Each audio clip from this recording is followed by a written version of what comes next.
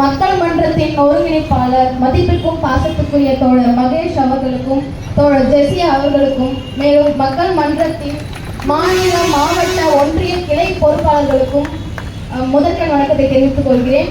இன்று காஞ்சிபுரம் தாலுகா அலுவலகம் எதிரில் மக்கள் மன்ற மாணவர் இளைஞர் அணி ஒரு கண்டன ஆர்ப்பாட்டத்தை முன்னெடுத்திருக்கோம். இது கண்டிப்பா வெற்றி பெறும் நம்புறேன்.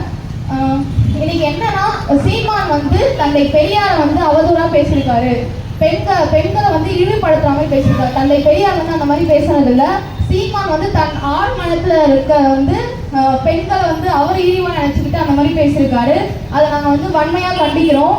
பெரியார் பெண்களுக்காக போராடினாரு. இன்னைக்கு பெண்கள் இந்த மாதிரி மேடையில பேசுறோம், பல அதிகாரங்கள்ல இருக்கும், நிறைய தலைமை பொறுப்புகள்லாம் இருக்கணும். அது காரணமே அவர் தான். அப்படிப்பட்ட எங்கள் தலைவரை அவதூறா பேச சீமானை கைது செய்யணும்னு சொல்லிட்டு நாங்கள் கேட்டுக்கிறோம்.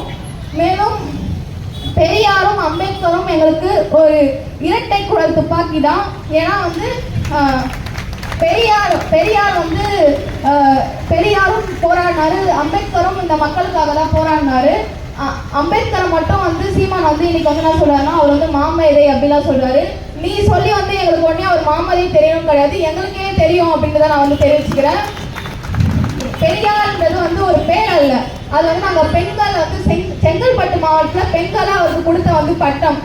அப்படிப்பட்ட நாங்கள் கொடுத்த பட்டத்தையும் அவர் பெண்களை இழிவுபடுத்தி பேசலாம் சொல்லிட்டு உங்களுக்கு எந்த ஒரு அருகதையும் எவ்வளோ சொல்லிட்டு நான் சொல்லிக்கிறேன். மேலும் இன்னைக்கு பெரியார் முதல்ல பெரியார் நீ புகழ்ந்து பேசிட்டு இருந்தேன். ஏன்னா உங்களோட நீ பெரிய பிரபலமாகணுன்றதுக்காக பெரியார் முதல்ல புகழ்ந்து பேசினேன்.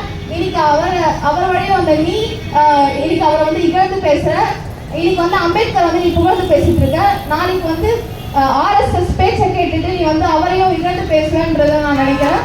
அதனால இதுக்கப்புறம் இந்த மாதிரி எங்களுக்கு முன்னோடியா எங்களெல்லாம் தலைநிமிர செய்த தலைவர்களை பேசும்போது நீ நாவை அடக்கி கொண்டு பேசணும்னு சொல்றேன். உனக்கு நிறைய பேர் சொல்லிட்டு இருக்காங்க, சீமான் நாய் அப்படின்னு சொல்லிட்டு பைத்தியக்காரனுக்கு மனநோய் பிடிச்சிருக்குன்னு சொல்றாங்க.